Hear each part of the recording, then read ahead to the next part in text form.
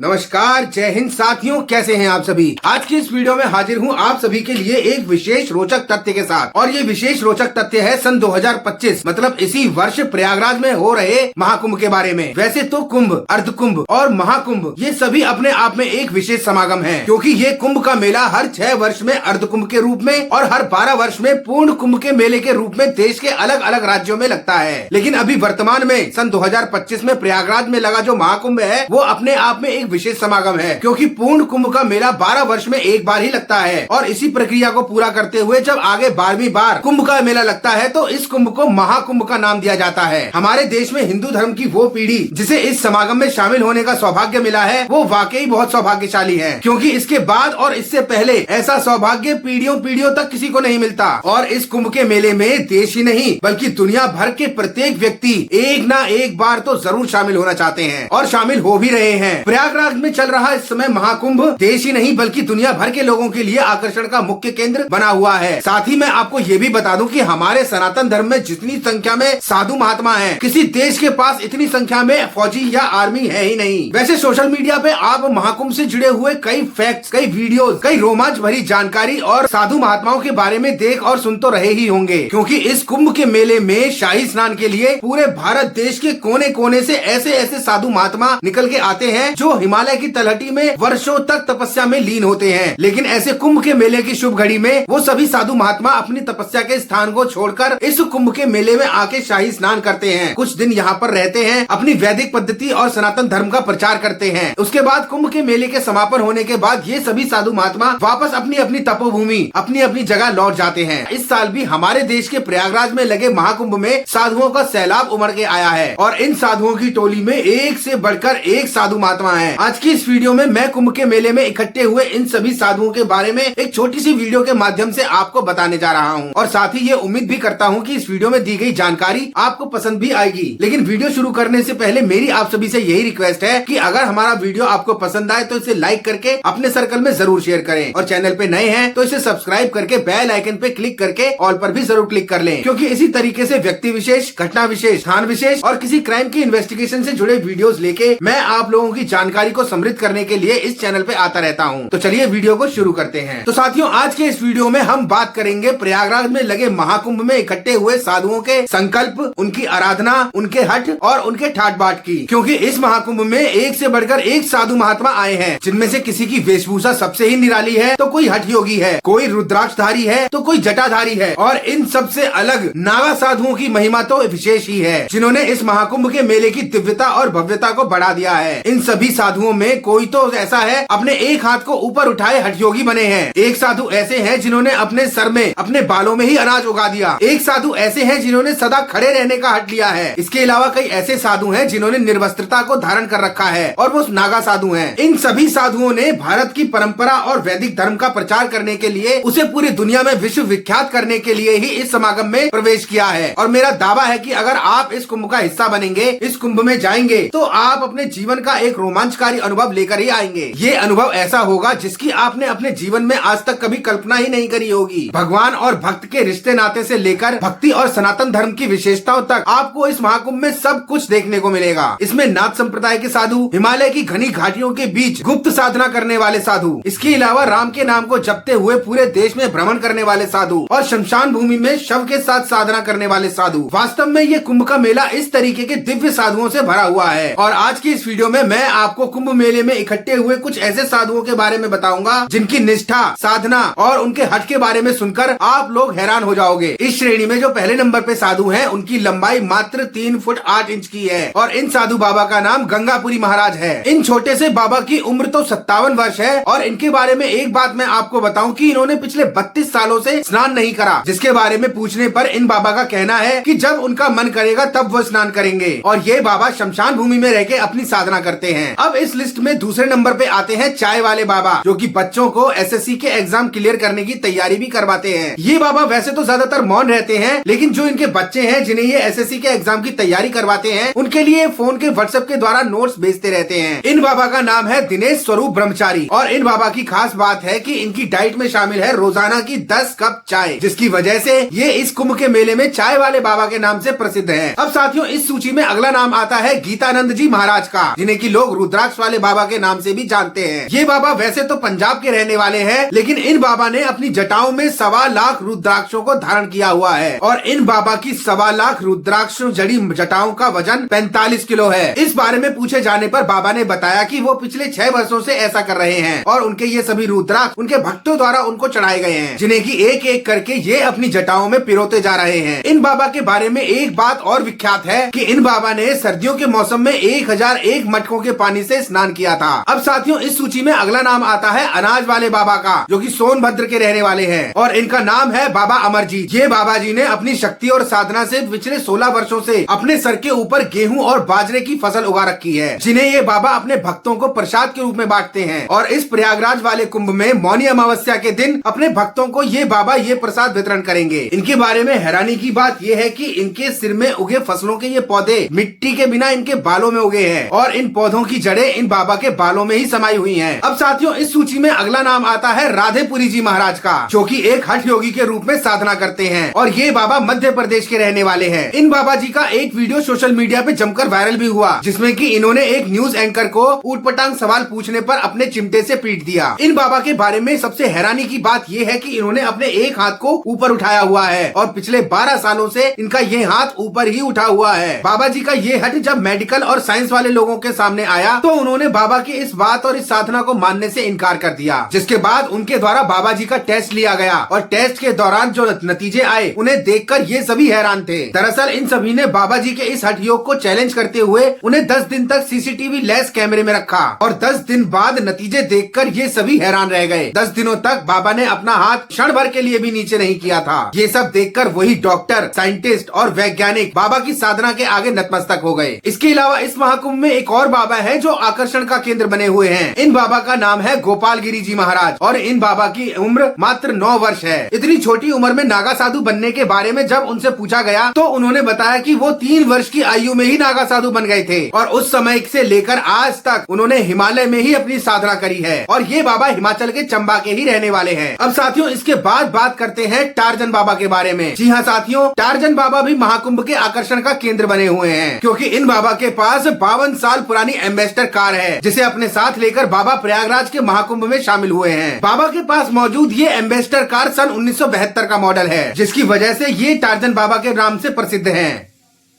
ये बाबा टार्जन बाबा के नाम से प्रसिद्ध हैं। इन बाबा का नाम महंत राजगिरी है और ये बाबा मध्य प्रदेश के इंदौर के रहने वाले हैं। बाबा ने अपने बारे में ये भी बताया कि आज तो उनकी उम्र 70 वर्ष की है, लेकिन उन्होंने 3 वर्ष की उम्र में ही संन्यास धारण कर लिया था। अपनी पुरानी एम्बेसडर कार से चलने के कारण इन बाबा का नाम टार्जन बाबा पड़ गया। अब इस लिस्ट में अगला नाम आता है हरिश्चंद्र विश्वकर्मा कबीर बाबा का और इन बाबा जी को लोग चाबी वाले बाबा के नाम से भी जानते हैं, क्योंकि इन बाबा के पास एक चाबी है और ये कोई छोटी मोटी चाबी नहीं है, ये बहुत बड़ी चाबी है और इस चाबी का वजन 30 किलो है। बाबा के अनुसार ये चाबी उनके मन के द्वार को खोल देती है। बाबा ने 16 वर्ष की उम्र में संन्यास धारण किया था और तब से ही ये बाबा तपस्या और साधना में लीन है। बाबा के हाथों में इतनी बड़ी चाबी को देखकर उनके भक्त आश्चर्यचकित रह जाते हैं और इसी कारण से ये बाबा भी महाकुंभ में आकर्षण के केंद्र हैं। बहरहाल महाकुंभ में शामिल एक से बढ़कर एक साधु महात्मा को मात्र इस एक वीडियो में कवर कर पाना मुश्किल है, लेकिन एक बात जरूर है कि अगर आपको इस महाकुंभ में घूमने का एक अवसर मिलता है तो आप उस अवसर का जरूर फायदा उठाएं और महाकुंभ मेले में घूमने के लिए जरूर जाएं, क्योंकि वहां पर जाके आपको अपने जीवन के भव्य नजारों के साथ साथ महान साधु महात्माओं के दर्शन भी मिलेंगे। आज की इस वीडियो में बस इतना ही, लेकिन ये वीडियो आपको कैसा लगा इसे आप कमेंट सेक्शन में जरूर मेंशन करिएगा। वीडियो अगर आपको पसंद आए तो इसे लाइक करके अपने सर्कल में जरूर शेयर करें। तो मिलते हैं अगली किसी नई जानकारी भरे नई वीडियो में, तब तक आप सभी खुश रहें, सेफ रहें, स्वस्थ रहें। जय हिंद, वंदे मातरम।